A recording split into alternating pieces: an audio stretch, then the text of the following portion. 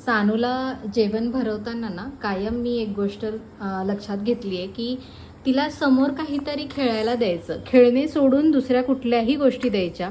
म्हणजे छोटे छोटे टमाटर झाले किंवा लसूण दिले किंवा कांदे दिले छोटेसे, आणि ते काय होतात की ती छानपैकी खेळत राहते. तिथली जागा स्वच्छ करून घ्यायची आणि तिच्या ज्या वस्तू आहेत त्या छानपैकी साफ करून घ्यायच्या.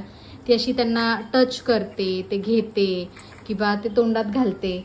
तर त्यामुळं काय होतं, तिची ॲक्टिव्हिटी पण होते, तिचं जेवण पण होतं आणि छानपैकी ती मस्तपैकी एन्जॉय पण करते आणि तिचं डिनर पण होतो किंवा लंच होतो.